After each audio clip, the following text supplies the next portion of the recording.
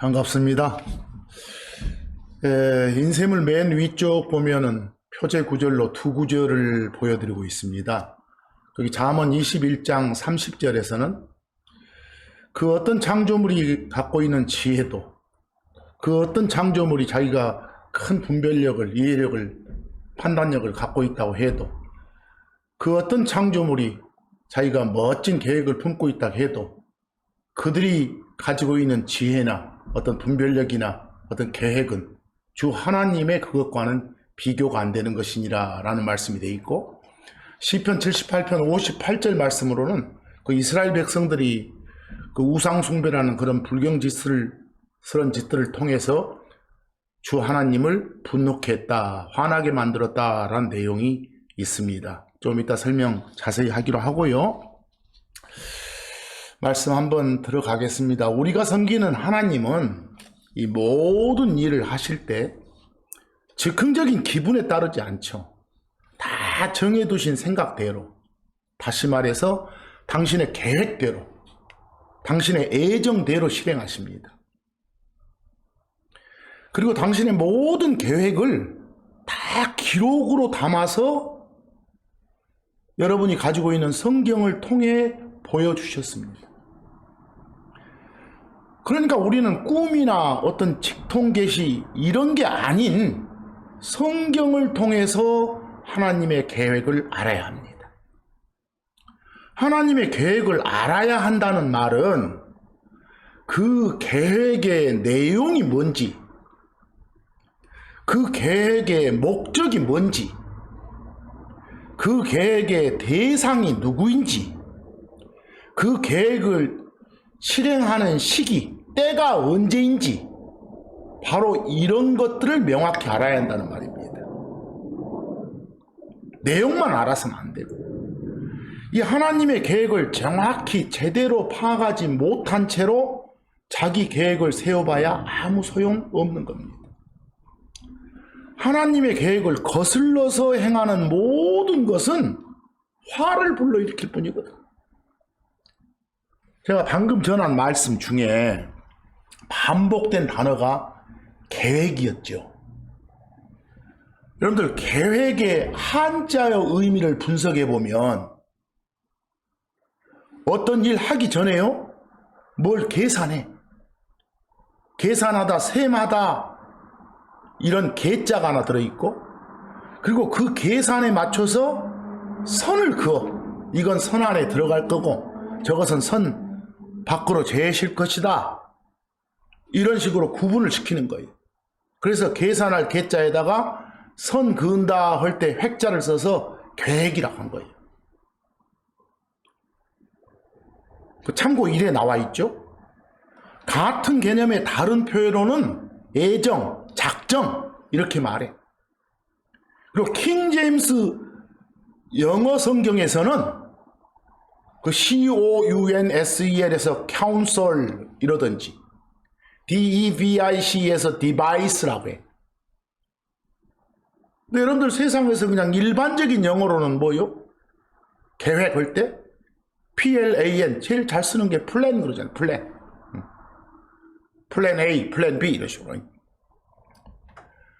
그리고 또 유사어들 중에 거기 참고 1에 3에 적혀져 있지만 막 모략, 계략 이런 말도 있어.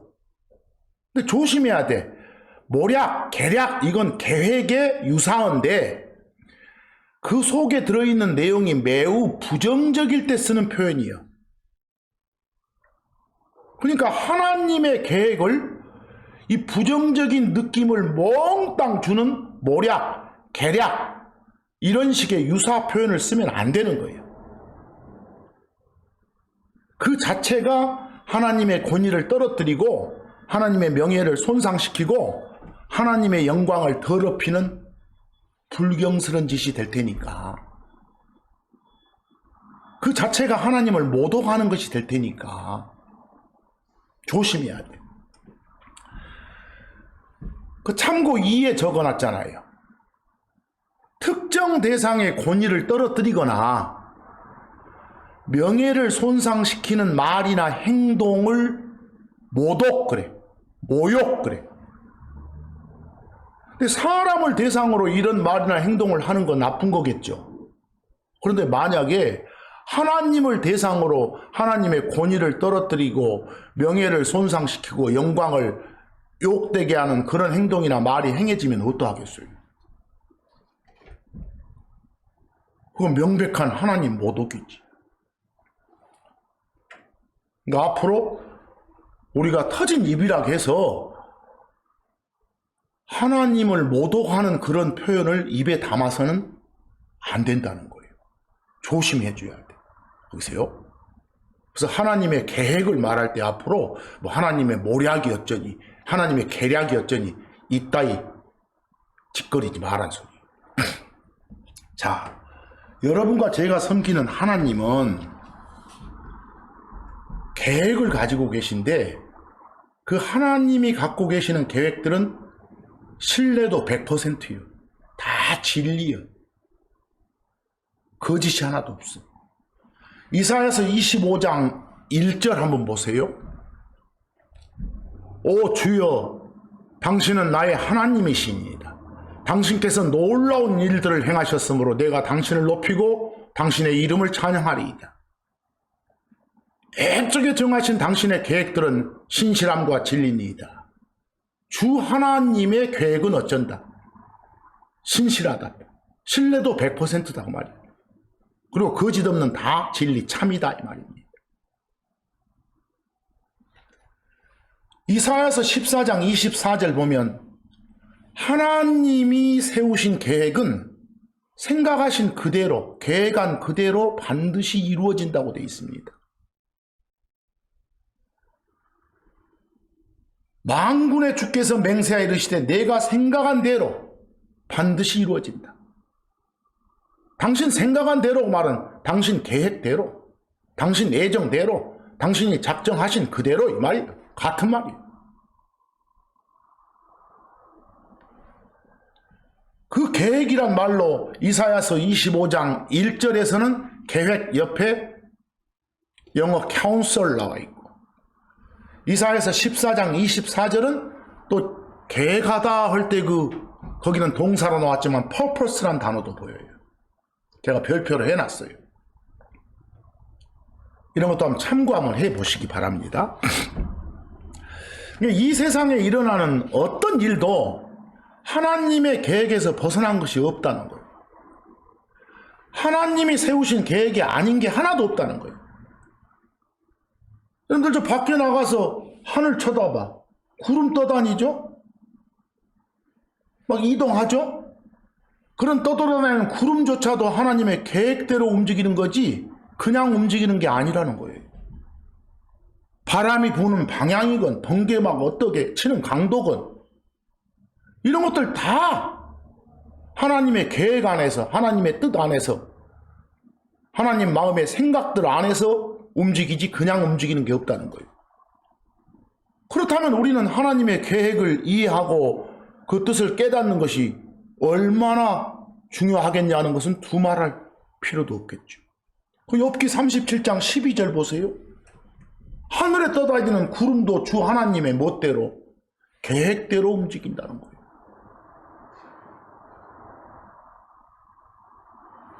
진리만 적어놓은 성경이니까 그대로 받아들이세요.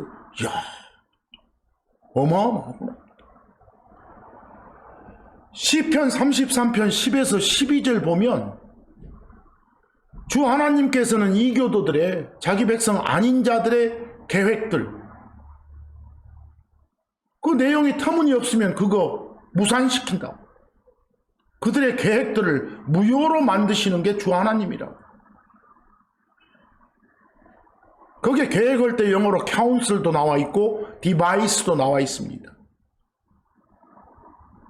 뭐 느낌에 따라서 모략, 계략 하고 나갈 수도 있지만 주 하나님의 계획을 말할 때는 그런 부정적인 느낌 주는 표현은 쓰지 마시라고요.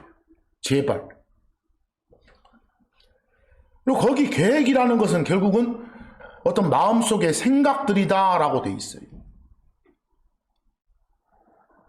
사람이 아무리 자기는 멋지다고 생각되는 계획들을 갖고 있어 봐야 하나님이 허용해 주지 않으면, 인정해 주지 않으시면 실현되지 않는다는 소리입니다.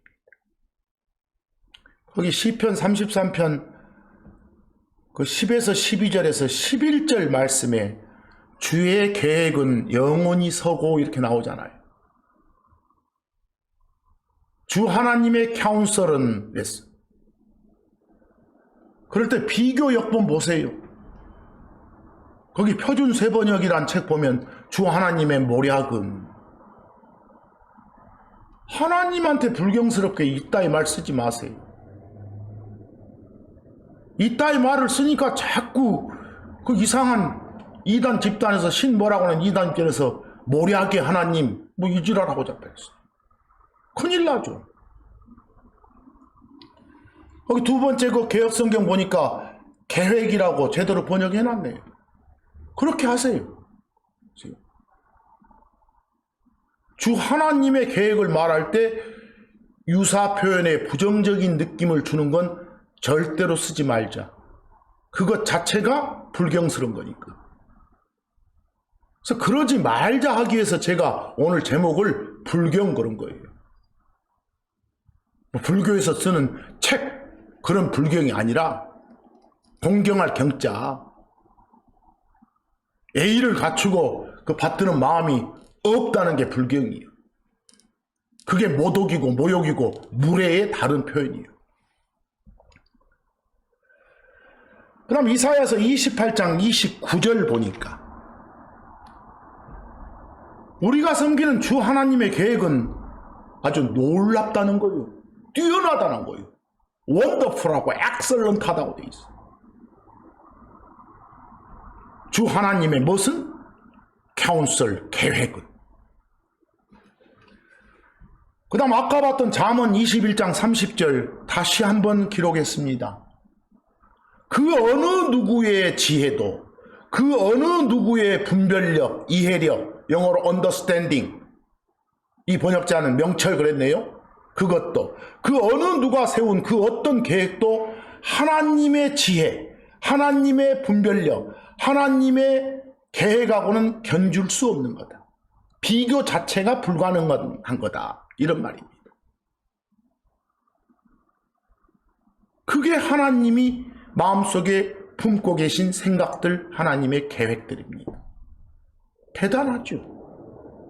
근데 거기 잠언 21장 30절 그 비교라는 역본 보기 바랍니다. 거기 맨 끝에 카운셀이란 영어를 거기 첫 번째 역본 보니까 모략 그려졌죠. 두 번째 번역본도 계략 그려졌죠. 네 번째 번역본은 불행하게도 여러분이 지금 보고 있는 번역본입니다. 계략 그려졌죠. 주 하나님의 계획과 다른 창조물들이 세우는 계획은 비교 자체가 불가능하다. 이런 표현을 해주셔야지 주 하나님의 계략이나 모략 이따위 하지 마세요. 그 자체가 하나님 모독, 일명 신성 모독, 불경입니다. 제발요. 뭐라고 우기지 마시고요. 거기 오히려 비교 3에 있는 그 번역본은 그대로 계획이라고 이렇게 정직하게 하세요. 자, 여러분 하나님의 계획이 뭔지 알고 싶으면 어떻게 해야 되겠어요? 부지런히 성경 읽고 탐구하고 묵상하세요. 공부하세요. 하나님의 계획을 제대로 알고 그 계획에 맞춰서 산다면 그 사람은 틀림없이 멋진 삶을 갖게 될 거니까. 아까도 말씀드렸지만 하나님께서는 당신의 모든 계획을 다 알려주셨다겠잖아요. 자, 구약시대 사람들한테는 주로 대언자들 통해서, 뭐 이 시대 살고 있는 여러분과 저한테는 성경을 통해서 곧 있을 일들, 먼 훗날에 있을 일들, 즉 당신의 계획들을 다 기록으로 주셨다니까요. 진짜 성경 신자라면 세상을 향한 하나님의 계획이 뭔지 지금 이 순간 알고 있어야 돼요. 세상에 대한 하나님의 계획은 앞으로 언젠가는 곧 불태워 없애버린다는 거예요. 계시록에 나오죠. 그게 하나님의 계획인데 마치 이 세상에 영원히 살 곳이고 더 살기 좋은 곳으로 만들어야 될 것이라고 말한다면 그 사람은 하나님의 계획을 잘못 알고 있는 거예요. 혹시나 여러분도 그런 생각한다면 하나님의 계획을 모르고 있는 거라니까. 성경을 모르는 거예요. 예수 그리스도 믿지 않고 죽으면, 숨 끊어지면 영원히 지옥 생활하게끔 계획돼 있어요. 그런 사실이, 그런 계획이 기록이 돼 있음에도 불구하고 죽어봐야 아는 거 아니요? 사랑의 하나님이 다 기회 주제 뭔 지옥 생활 영원히 하게 만든다요. 이따위 말한다. 이건 하나님의 계획을 무시하는 거예요. 그건 성경을 모르는 사람들 하는 거지, 성경 신자인 여러분이 그런 말 담으면 절대 안 돼. 거기 사도행전 20장 27절 바울이 뭐라고 전한지 보세요. 자기가 그때까지 이 말 하기 전까지 쭉 돌아다니면서 하나님의 모든 계획을 사람들한테 제대로 알려줬대요. 밝히 말해줬대요.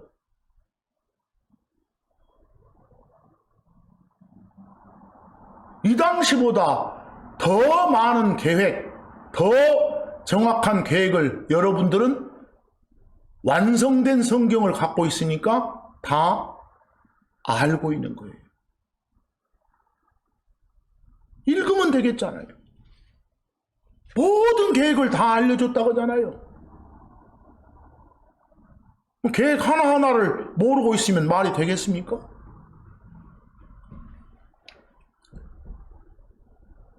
여러분 하나 물어보십시다. 우리 인간들을 향한 하나님의 계획들이 무엇이었습니까? 여러 가지 계획 중에 툭 떠오르는 게 뭡니까? 주 예수 그리스도를 통해서 세상 죄들 속에 빠져있는 인간들을 건져내 준다는 겁니다. 예수를 주요 그리스도로 받아들인다는 조건으로 건져내 준다는 겁니다. 지옥벌 면제해 준다는 겁니다. 그게 인간들을 향한 가장 뛰어난 하나님의 계획입니다. 여러분, 예수님께서 십자가에서 죽으신 거 그냥 어쩌다 보니까 죽으신 거 아니에요. 삼위일체 하나님, 세 분 한 하나님이 이 인간 세상 만들기 전에 세 분이 합의해서 만들어 놓은 계획이세요. 사람들은 예수 그리스도를 모른 채 십자가에 못 박아 죽였지만 그 일련의 과정이 다 계획되어 있었던 거라고. 여기서 그 계획의 내용이 뭐라고요? 예수를 주요 그리스도로 리시브하면, 빌리브하면, 즉 받아들이면, 즉 믿으면 하나님 가족으로 삼아줘요. 하나님 아들이 되게 해줘요. 그리고 그 순간부터 절대 끊기지 않는 그런 생명, 영원한 생명을 주기로 정해져 있어요. 또 예수님 통해서 예수님을 리시브하고 받아들임으로써, 빌리브함으로써, 믿음으로써 구원 얻도록, 다른 말로 다 계획되어 있다니까요. 그리고 하나님이 제시하는 그런 복과 저주를 골라 잡을 수 있는 능력을 갖도록 사람들 다 만들어 놓으셨으니까 받아들이냐 안 받아들이냐 선택은 지 알아서예요. 지 의지에 따라서예요. 하나님은 강제성이 없으세요. 구체적으로 인간들을 향해서 계획되어 있는 게 뭐였던가? 그 몇 가지만 봅시다. 베드로전서 1장 20절.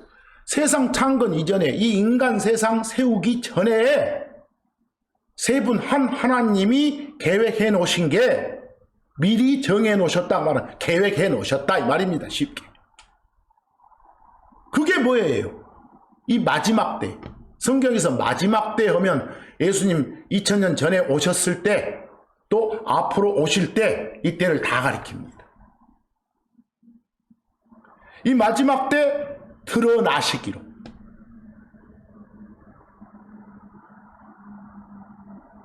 하나님이라 부르는 신이 인간으로 오시기로, 사람 몸을 입고 나타나시기로 계획되어 있었단 소리예요.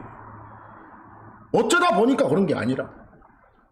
그것도 참고 3회 요한복음 7장 42절처럼 어째요? 그 사람은 다윗의 자손으로 나타나기로. 그리고 저 베들레헴이라는 도시에서 태어나기로.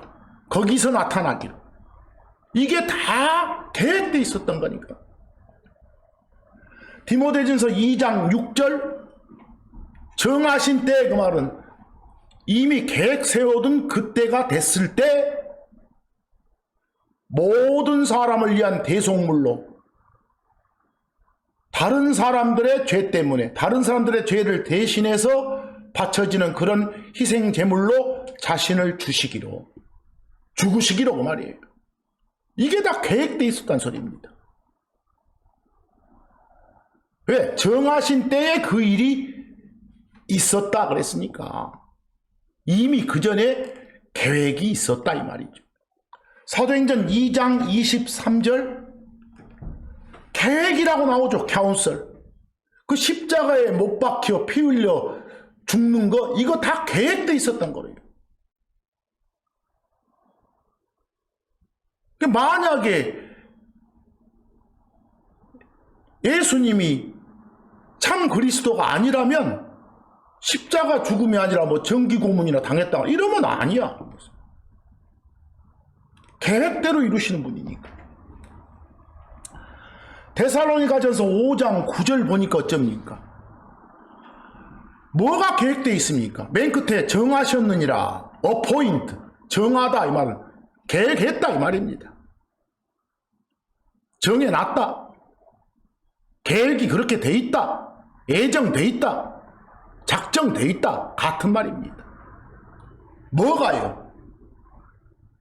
예수를 주요 그리스도로 받아들인 사람은 진노가 아니라 구원을 확보하도록 혼의 구원 말입니다. 죄들의 용서받는 구원 말입니다. 지옥벌 면제받는 그런 구원 말입니다. 그걸 받도록 계획되어 있었다 이 말입니다. 정확히 말하면 요한복음 3장 15절처럼 누구든지 일부 몇 명이 아니라 누구든지 예수가 주요 그리스도임을 빌리브한 사람은 믿는 사람은 생명을 갖도록. 근데 그 생명 앞에 영원하단 말 오른쪽 영어로 이터널 적어놨습니다. 한번 받으면 그 순간부터 앞으로 다시 죽음으로 바뀌지 않는 끊김이 없는 이 말입니다. 이게 다 정해져 있었다는 소리입니다. 이런 하나님의 계획에도 불구하고 이런 계획을 받아들이냐 받아들이지 않냐는 사람 선택이에요. 하나님이 억지로 강제로 믿게 만들지 않아요. 자기 스스로 의지적으로 믿어야지. 참고 4회 요한복음 5장 40절 있잖아요. 예수님이 그 이스라엘 사람들을 놔두고 책망하는 게 뭐예요? 너희 놈들은 생명을 갖기 위해서 내게 오기를 원치 아니하는도다. 오는 걸 거부해. will not. 그 자들의 의지가 거부요. 못 받겠다는 거예요. 그래서 이런 하나님의 계획을 수용하냐 거부하냐는 각자 의지적인 선택이다 이 말입니다.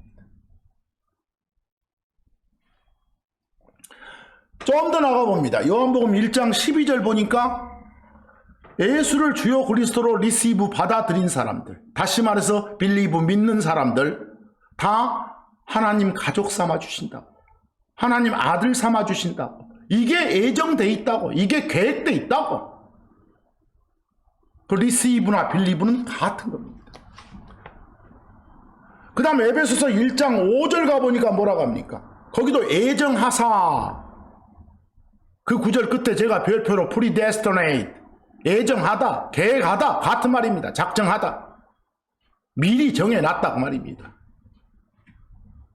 계획된 게 뭡니까? 거기 제가 1, 2라고 해놨죠.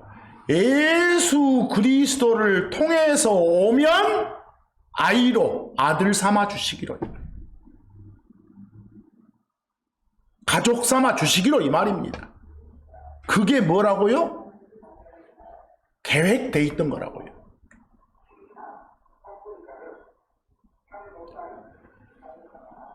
누구는 가만히 있어도 아들 삼고 누구는 아들 안 삼은다, 이게 아니라 계획된 내용이 뭐라고요? 앞으로 하나님의 계획, 그러면 내용이 뭐냐? 그 적용 대상이 누구냐? 그 적용되는, 실행되는 시기, 때가 언제냐? 그 계획 세운 목적이 뭐냐? 이런 걸 정확히 아시라고 말해요. 에베소서 1장 11절 보니까 거기 계획대로 카운슬 나옵니다. 또 예정됐단 말 나옵니다. 그 에베소서 1장 11절에서 계획된 내용이 뭡니까? 그 제가 1이라고 했는데 그분 안에서 예수 그리스도 안으로 들어오게 되면 아들 삼아 줄 뿐이 아니라 아들로서 가질 수 있는 권리가 상속받는 거예요. 그 상속권을 주겠다. 들어오면 이게 뭐라고요? 계획돼 있다고요. 뭐 여러분과 저는 이 계획대로 실행한 사람이고요. 그런 사람이기 때문에 아까 하나님과 관계 끊기지 않는 그런 생명, 그것도 다시는 관계 끊김, 죽음으로 안 바뀌는 영원한 생명을 갖게 된 거라고요. 에베소서 2장 10절 보니까 뭐라고 되어 있습니까? 거기도 미리 정해졌다고 나오네. 그 ordain, 정하다. 근데 영어로 ordain 앞에 미리, before 나와 있죠. before ordain, 뭐 foreordain 그럽니다. 이것도 계획한 거예요, 계획한 거. 뭐가 계획되어 있어?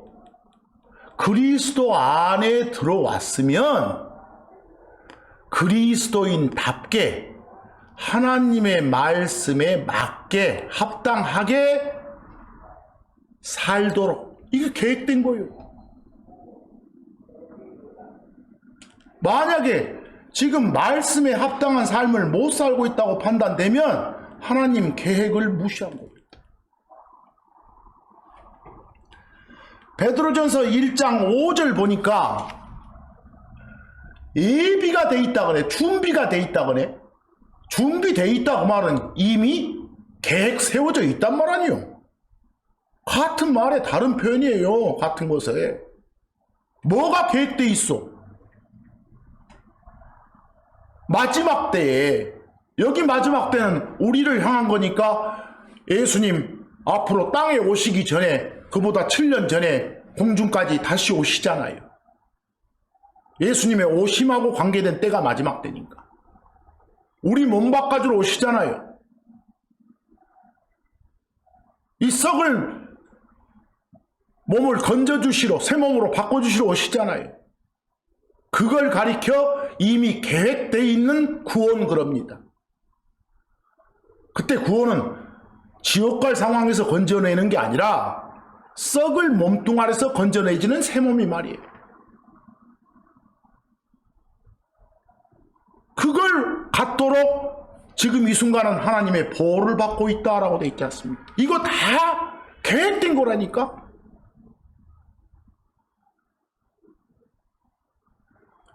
로마서 8장 29절 결국 가서는 예정된 게, 계획된 게, 작정된 게 뭐요? 우리 몸 변화되고 나서는 주 예수 그리스도의 형상과 같은 모습이 되는 거예요. 몸 변화되고 난 이유는 이 모든 것들이 어째졌다고요? 계획된 거다.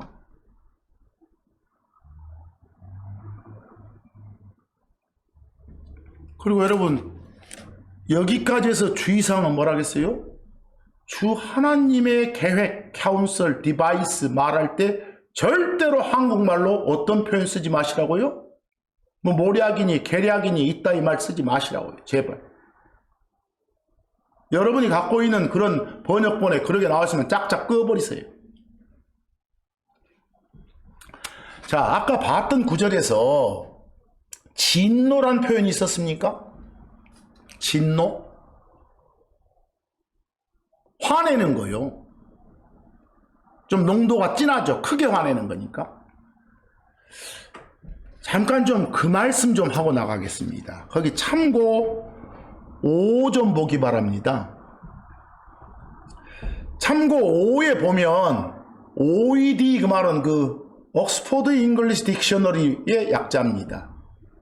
옥스포드 영어 사전 큰 걸 찾아보면 거기서 그 오른쪽에 있는 그 단어 젤러시를 찾아보면 이 젤러시의 뜻은 이러이러하다라고 하면서 그 밑에 예문으로 성경 구절들을 보여줍니다. 그 젤러시 밑에 보여주는 성경 구절들이 거기 제가 참고 5 옆에 적어놨습니다. 신명기 32장 16절, 신명기 29장 20절, 시편 79편 5절 이렇게요. 그런 구절들 속에 젤러시는 별표의 뜻이다라고 그 사전에 풀이가 되어 있습니다. 그런 구절들 속에 사용된 젤러시는 별표의 뜻이다라고요. 별표에 있는 단어 보세요. anger, wrath, indignation 이런 뜻이다 이렇게요. 뭐 anger는 여러분들 가장 편안한 한국말로 화내는 거 아닙니까? 화. 썩내는 거. 그런 뜻으로 쓰였다. 젤러시가. 바로 이런 구절 속에 젤러시는 동의어가 앵거다 이 말이에요. 근데 여러분들 젤러시는 요즘 그 커나가는 사람들 흔히 알고 있는 한국말로는 막 시기 질투한다고 할 때 질투 시기 그래. 그런데 그 17세기 경에 그 당시에 쓰였던 의미가 뭐다? 앵거다 이 소리야 지금. 요즘에는 잘 안 쓰인다는 걸 보여주기 위해서 별표 끝에 OBS, obsolete, 구어, 고어 말이에요. 오래된 말. 과거에는 썼는데 요즘에는 잘 안 쓰는 말 이렇게요. 조심하셔야 됩니다. 앞으로 여러분들 킹제임스 성경 읽다가 뭐가 나오면 젤러시가 나오면 한국말로 뭐라고요? 앵거를 한국말로 옮기듯이 레스를 한국말로 옮기듯이 하라고요. 또 생뚱맞게 뭔 시기 질투하지 마시고. 거기 참고 6점 보세요. 우리 킹제임스 버전에 보면 첫 번째 MB란 영어가 보여요. 그 영어 나오면 적절한 한국말은 막 샘낸다, 시샘한다, 시세움한다, 시기한다, 질투한다 이런 뜻이에요. MB가. 반면에 두 번째 보세요. 방금 참고 5회에서 봤던 젤러시가 나오면 화내고 성내고 막 분해하고 분개하고 의분하고 격분하고 분노하고 노여워하고 진노하고 격노하고 이런 뜻이에요. 강도의 차이들은 좀 있지만. 그리고 킹제임스 영어 성경에서 그 막 화낸다는 뜻의 단어가 젤러시만 있는 게 아니라 그 2번 오른쪽에 화살표 해놨죠. 화낸다는 뜻의 단어가 앵거도 있고 레이지도 있고 인디그네이션도 있고 퓨어리도 있고 레스도 있고 아까 레스 봤죠? 로스도 있고 젤러시도 있다 이렇게 돼 있어요. 주로 쓰이는 것들이. 거기까지 해서 여러분들 한 가지 명심하실 게 뭐라고요? 성경에 나오는 젤러시는 한국말로 뭐가 아니라 질투가 아니다. 명심하세요. 거기 잠언 6장 34절 보세요. 한 남자의 경노는 젤러시이므로 이러고 나와 있어요. 그 오른쪽에 영어 보세요. Jealousy is the rage 그려졌어요. 젤러시하고 레이지 사이에 비동사 is 보이죠? 그럼 앞에 젤러시가 뒤에 있는 레이지다. 앞에 있는 젤러시 equal 레이지 그 말이에요. 뭐 여기 나온 젤러시는 레이지의 동의어다 이 말 아닙니까? 레이지하고 같다. 그럼 레이지 뜻이 뭐니까? 분노고 경노고 화니까. 젤러시 뜻도 뭐다? 분노고 경노고 진노고 화다 그 말입니다. 근데 거기다가 생뚱맞게 뭐라 해버리면 질투 이래버리면 안 되는 겁니다. 특히 여러분들 우리가 섬기는 하나님 감정 가지고 계세요. 기뻐하시기도 하고 슬퍼하시기도 하고 섭섭해하시기도 하고 화내시기도 해요. 크게 화내시기도 하고요. 하지만 째째하게 못 보고 막 시샘하고 시기 질투하고 그런 하나님 아니에요.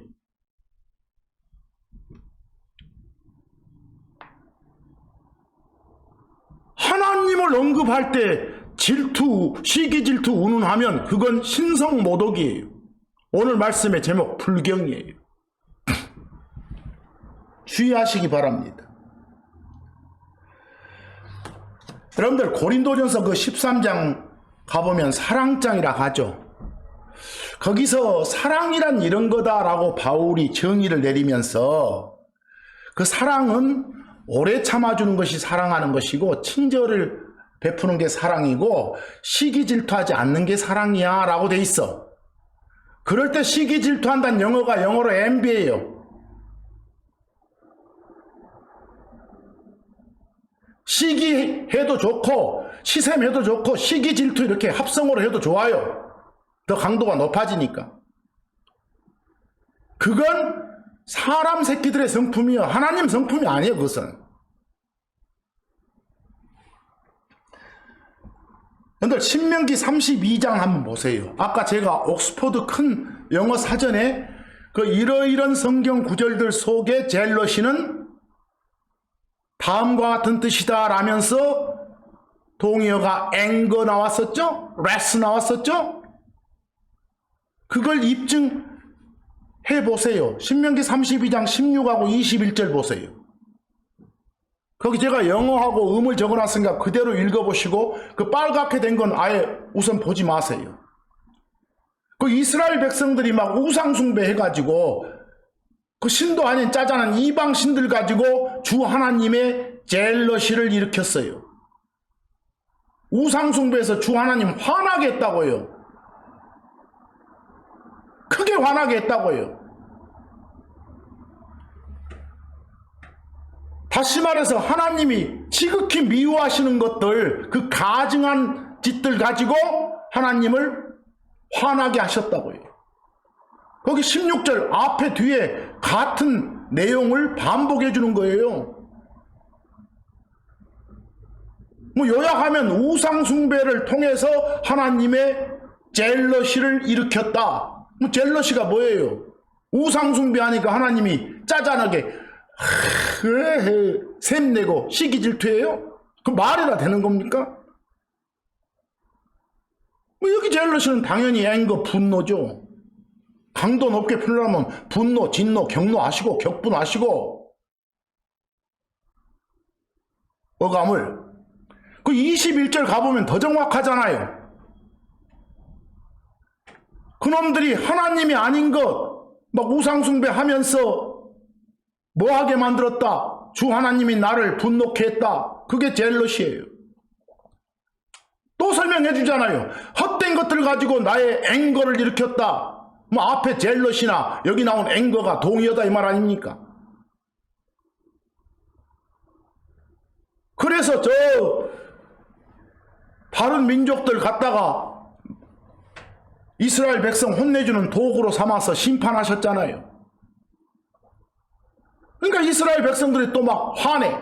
왜 우리 하나님이 뭐 안 지켜주고 우리 이렇게 한다고. 그래서 거기 나도 백성이 아닌 자들로 그들을 움직여서 다른 백성들 이용해 가지고 너희들 화나게 만들었다. 이게 젤러시예요. 그 뒤에 설명 또 나오잖아요. 백성이 아닌 자들이 어리석은 민족이요. 그들 가지고 너희들의 분노를 일으켰다 이렇게요. 뭐 이 구절들 보고도 영어로 말하면 젤러시가 앵거하고 똑같구나 이렇게 해야지.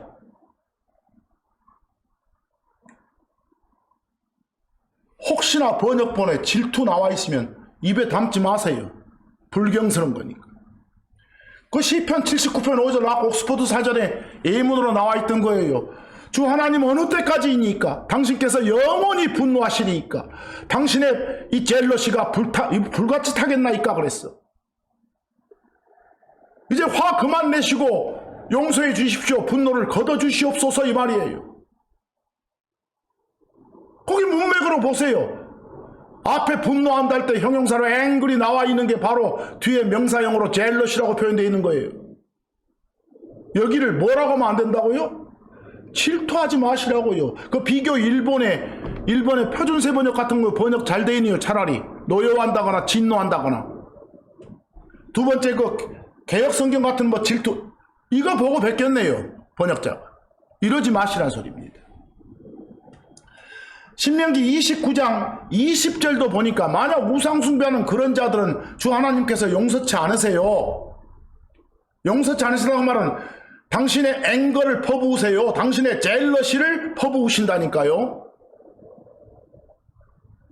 분노하셔서 징계하신다니까요. 거기에 분노 앵거나 젤러시나 같은 거라고 말입니다. 앞에 분노했으면 뒤에 진노하든지 격노하든지 격분하든지 뭐 표현 달리하면 되겠죠. 아니면 계속 똑같은 표현으로 하든지. 그 비교 역본처럼 하지 마라고 말이에요. 하나님의 성품을 언급하는 젤러시를 한국말로 질투라고 한다거나 시기 질투 해놓고 뭐라고 말도 안 되는 걸로 설명하려고 했으면 그 귀 막으세요.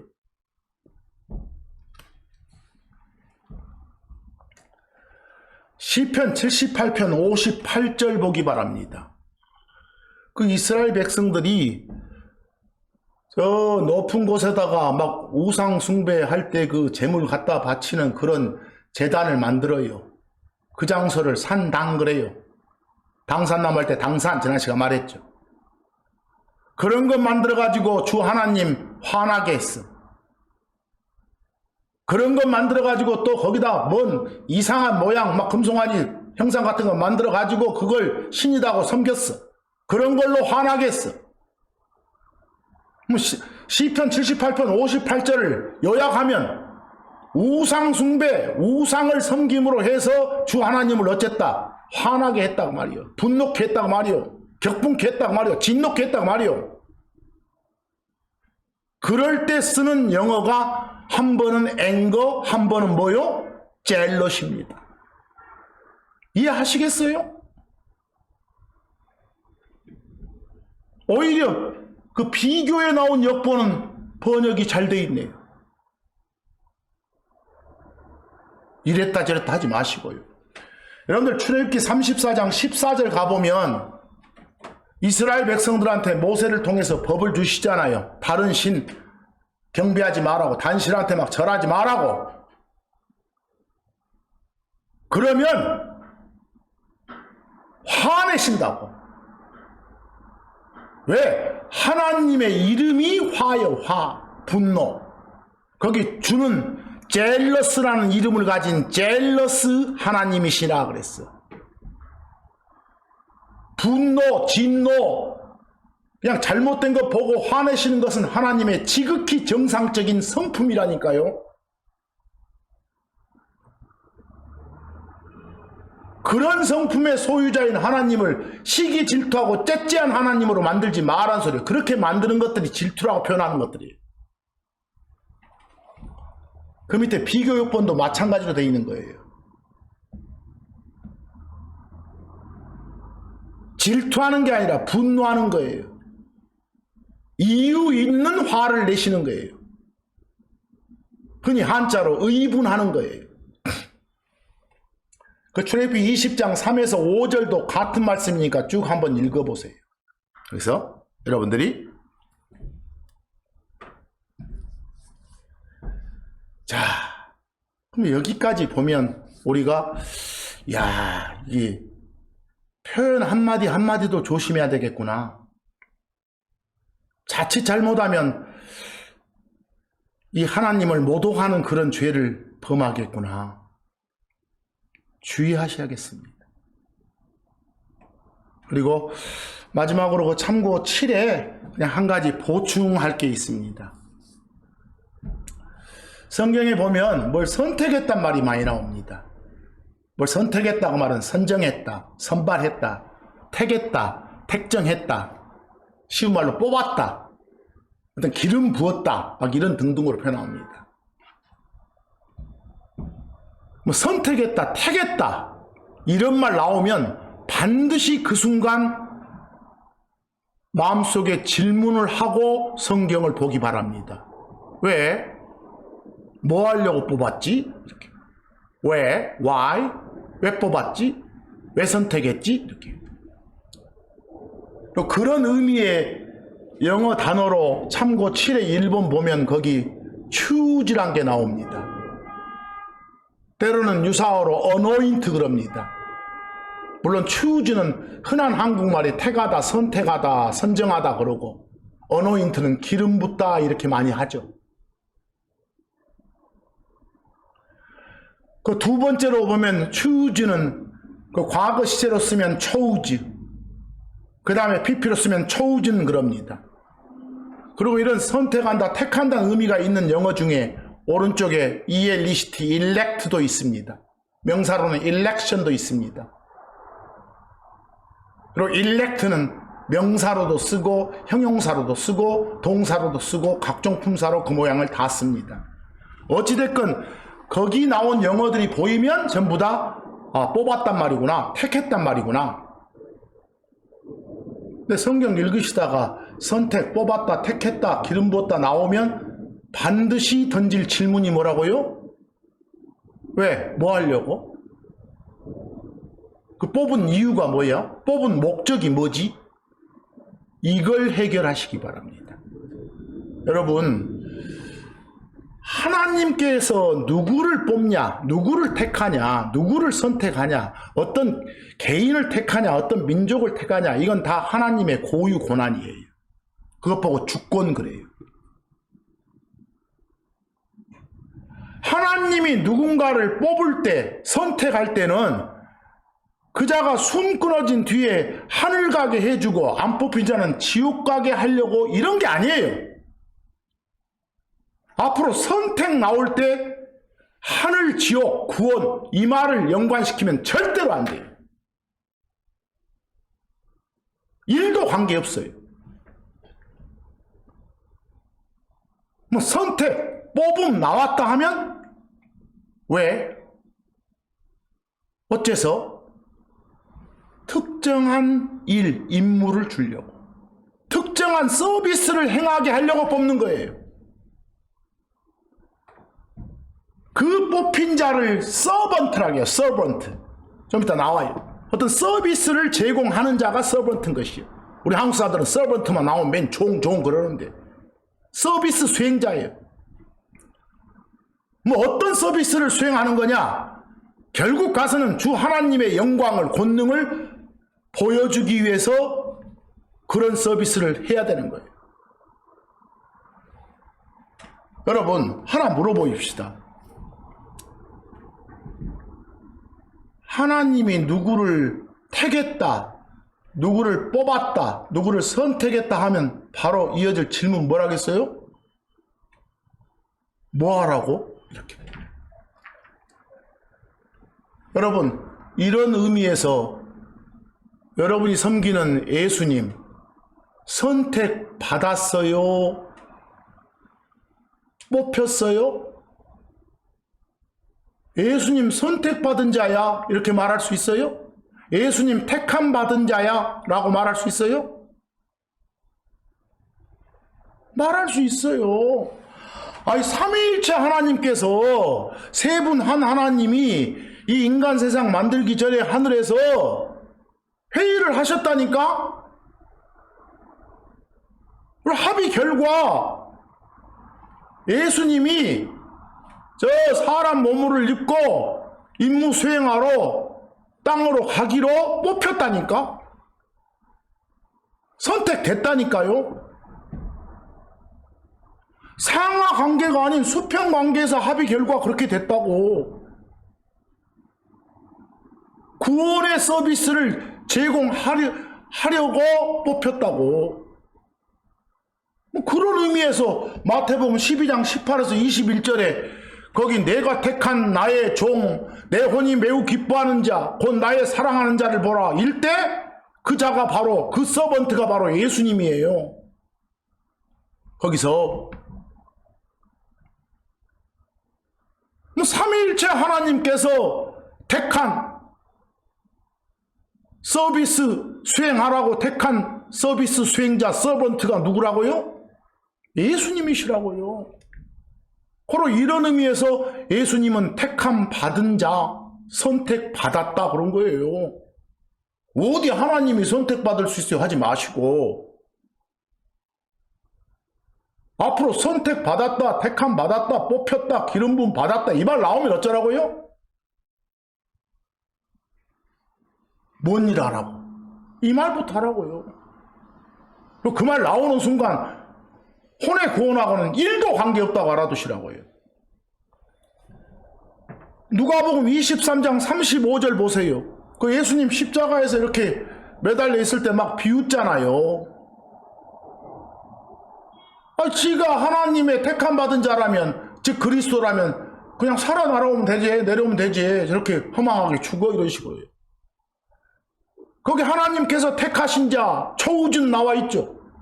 뽑혔다고, 예수 그리스도를 선택받은 자라고 한다고, 할 수 있다고요. 무슨 말인지 아시겠어요? 왜? 구원의 임무를 수행하도록 합의 결과, 회의 결과 뽑힌 분이니까. 여러분들 이사야서 41장 8절, 이사야서 43장 10절에서 11절 보면 이스라엘을 가리켜서 주 하나님이 선택했다고 해요. 왜?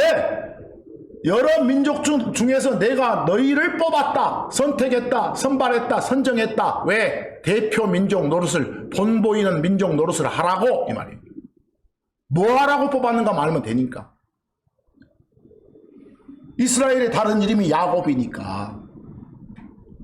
여러분들 시편 105편 26에서 27절, 모세 택함 받은 사람이에요. 아론 택함 받은 사람이에요. 택함 받은 사람을 영어로 서번트라고 한다니까요. 흔히들 서번트는 종 그러지만 또 굳이 번역을 서비스 수행자, 서비스 제공자 해도 돼요. 그런데 27절에 이유가 나오잖아요.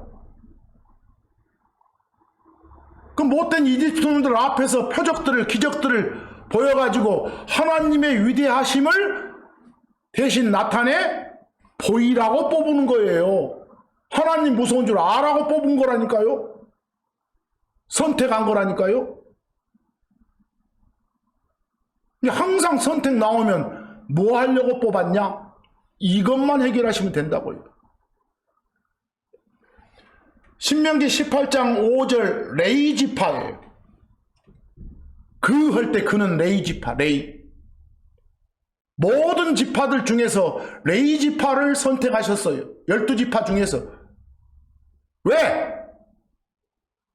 너희들의 대표로 나가서 성전에서 제사장으로서 그 제사 지내는 업무를 전담해서 맡아라. 이렇게.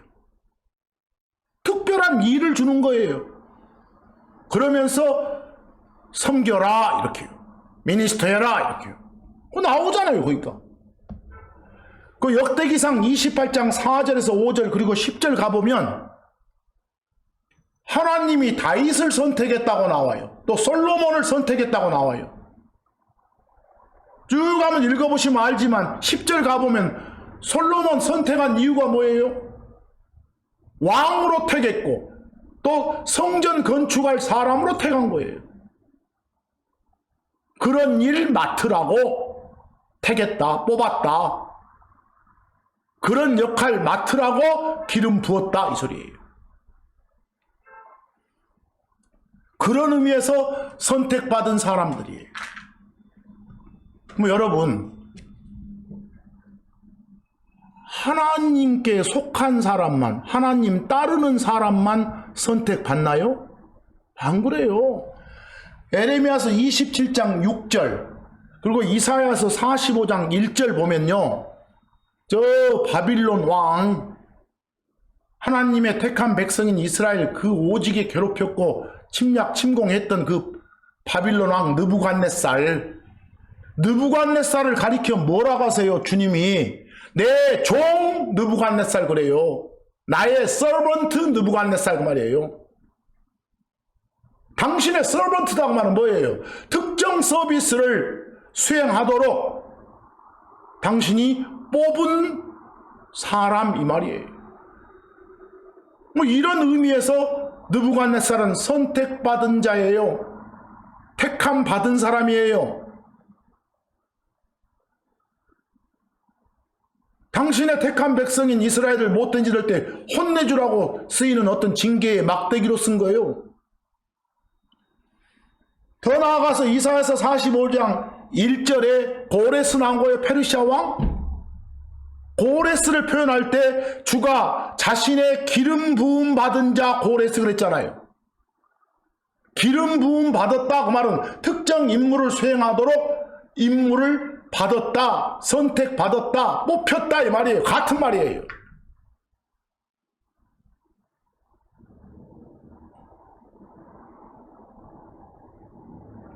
참고 8에 보면 고레스를 가리켜서 그는 내 목자니라 이렇게까지 표현하시잖아요. 당신의 서번트예요. 그러 이런 걸로 봐서 꼭 누구만? 하나님 따르는 사람만 택하는 것이 아니구나. 그런 사람만 뽑는 게 아니구나. 그런 자 아니어도 뽑아서 쓸 수 있구나. 창조자 하나님이시니까. 여러분, 열왕기상 19장 16절을 보면 에후라는 인물이 나온가요? 에후? 근데 거기는 열왕기상 19장 16절 해놨습니다. 한번 참고 한번 해보세요. 열왕기하 10장 11절을 적어놔 보세요. 열왕기하 10장 11절 그리고 열왕기하 10장 18절. 열왕기하 10장 11절하고 18절 가보면 아합을 심판한다고 나와요. 근데 아합의 심판 도구로 에후가 나와요. 그리고 18절 가보면 어떤 표현이냐면 그 아합은 바알을 조금 섬겼지만 에후는 바알을 많이 섬겼다고 나와요. 근데 우상 숭배의 강도로 따지면 바알 숭배의 강도로 따지면 누가 더 나쁜 놈이에요? 에후가 더 나쁜 놈이에요. 근데 에후를 도구로 삼아서 덜 나쁜 놈인데도 불구하고 아합을 치려고 에후를 뽑았다고 나와. 선택했다고. 이런 의미에서는 선택받은 자예요. 택함 받은 자. 거기 열왕기상 19장 16절 보세요. 에우한테 기름을 부었다. 어노인트 했다 말이야. 에우를 선택했다. 에우를 택했다. 에우를 선정했다. 에우를 택정했다. 이 말이에요, 지금. 질문 뭐라고요? 뭐 하라고? 이렇게. 심판하라고. 지가 왕 돼가지고 심판하라고. 또 그 뒤에 보니까 엘리사에게 기름을 부었다 그 말은 대언자가 되라고. 하나님 말씀 전하고 다녀라고. 그러려고 엘리사를 뽑았다고 말이에요. 택했다고 말이에요. 그래 택함 받은 자예요. 그래 여기까지 보시니까 어쩝니까? 앞으로 선택, 택함 나오면 무조건 구원하고는 일도 관계가 없다는 거. 뭐 하라고? 이걸 따지라는 거. 거기 여러분들 누가복음 6장 13절 봐보세요. 예수님이 자기 따르는 자들이 여러 있을 거 아니에요. 제자들, 디사이플이. 그 중에서 12명을 딱 선택해요. 12명을 뽑아요. 12명을 선발해요. 12명에게 기름을 부어요. 그리고 사도라는 이름을 줘요. 사도는 특정 인물을 가지고 어디로 보내지는 사람을 사도 그래요. apostle. 그러면 12사도는 선택받은 자들이에요. 택함 받은 자들. 뭐하라고? 요한복음 15장 16절 보세요. 너희들 선택했다. 이 순간 구원받 이 말 아니다니까. 요한복음 15장 16절은 택한 이유가 뭐예요? 가서 말씀 전해서 열매 맺으라고. 보이십니까? 그러려고 택했다고 나오잖아요. 뽑았다고. 사도행전 9장 15절 보세요.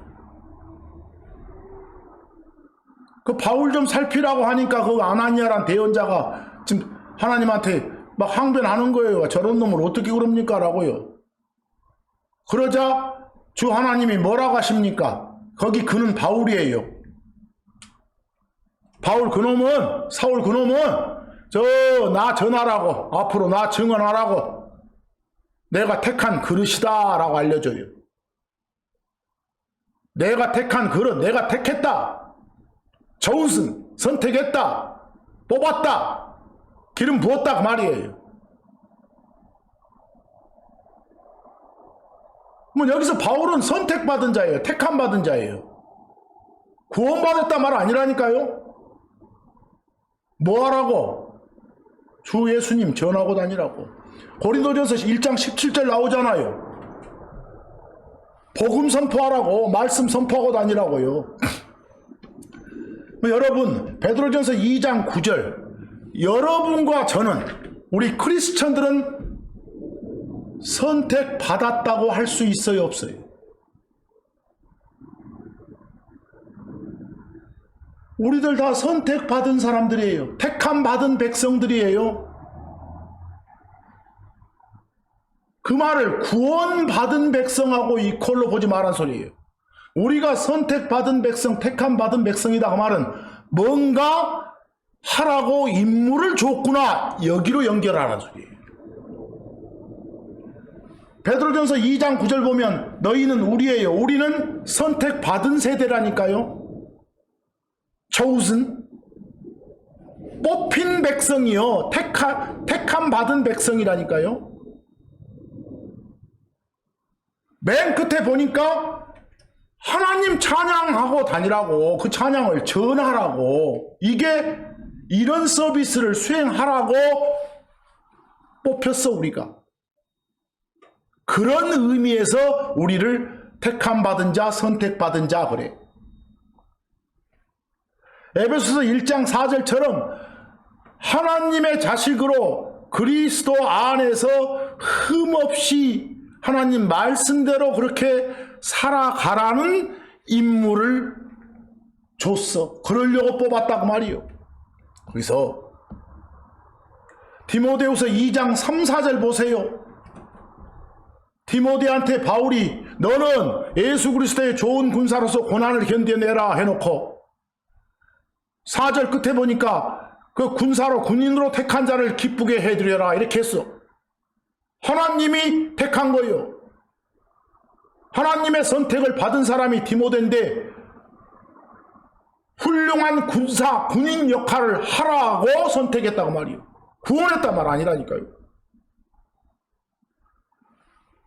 특정 서비스를 하라고. 거기 골로새 3장 1, 2절, 12절도 마찬가지니까 쭉. 자, 골로새 1장 그 3장 1절에서 2절, 12절에 보면 특히 12절에서 너희는 하나님께서 선택하신 자요 나옵니까? 그런데 좀 달라졌어요. 영어가 elect라고 나왔잖아요. elect라고 쓰건 선택받았다고 할 때 초우순이라고 쓰건 anointed라고 쓰건 상관없이 자건 다 같은 거예요. 택함 받은 거 다른 표현이에요. 항상 질문은 뭐 하라고? 무슨 일을 하라고? 여기에 방점을 찍으라고요.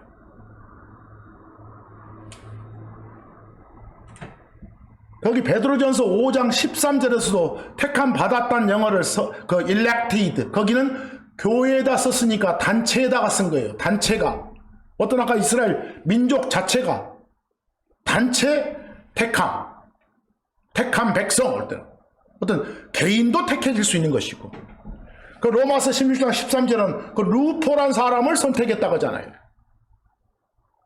뭐 이 사람 외에 그 교회 성도들 다른 성도들은 그러면 선택 못 받았냐? 아까 하나님을 찬양하러 다니란 점에서는 다 선택받은 자는 분명하라니까요. 근데 또 특별한 어떤 역할, 임무를 수행하도록 뽑았다는 없어. 그러나 여기는 그런 것까지 있는 것 같다 이렇게 느끼란 말이에요. 루포 같은 사람. 그 요한 2서 1절도 마찬가지고. 그리고 마태복음 24장 21에서 22절 가보시면 우리 이제 몸 바꿔서 올라가고 난 뒤에 7년간 이 땅에서 큰 환란이 있어. 그리고 나서 이제 예수님 내려오셔가지고 다 진압하고 천년간 통치를 하셔. 그럴 때 그 예수님 따르는 사람들이 있어. 왜? 특별히 전쟁할 때 군사 역할 제대로 수행하고 사람들한테 예수님 확실하게 전하라고 임무를 준 사람들이 있다니까? 그런 사람들을 위해서 선택받은 자들 그래. 뭐 영어로 elect를 쓰건 chosen을 쓰건 상관없어. 계시록 17장 14절 그 어린 양이라 불리시는 예수님 하나님이 이제 7년 환란 뒤에 내려오셔서 이렇게 전쟁하실 때 같이 따라다니는 군인들 그 임무 정확하게 제대로 수행하라고 뽑힌 사람들 기름 부음 받은 사람들 해서 chosen 그랬어. 선택받은 자들이라고. 선정된 그런데 거기는 또 선택이나 선정이나 선발이나 선별이나 다 같은 말이다니까요. 택함이나 뽑음이나 기름 부음이나. 야, 디모데전서 5장 22절 가보니까 심지어는 누구도 천사들 중에서도 특별한 임무를 맡은 천사들이 있어. 그런 천사들을 일컬어 뭐라고 한다고요? 선택받은 천사들 그래요. elect angels라고 한다니까. 거기는 elect는 형용사로 쓰였죠. 서로 이 여러 예문들을 보니까 구절들을 보니까 어떻습니까? 선택, 택함 이거 나오면 무슨 일 하게 했지? 이것만 해결하시라고. 뭐 하늘 가게 해주려고 지옥 안 가게 해주려고 뽑았다. 이건 전혀 아니라. 그거다고 제발 연관시키지 말아야 되는데 자꾸 연관시키니까 탈이 이것이. 자, 오늘 이 시간에서 가장 중요했던 말씀은 뭐였습니까?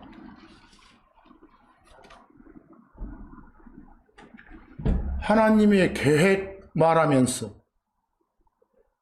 주 하나님의 계획을 언급할 때 주 하나님의 모략이니 계략이니 이따위 표현들을 하지 말자겠어요? 불경스러운 거니까.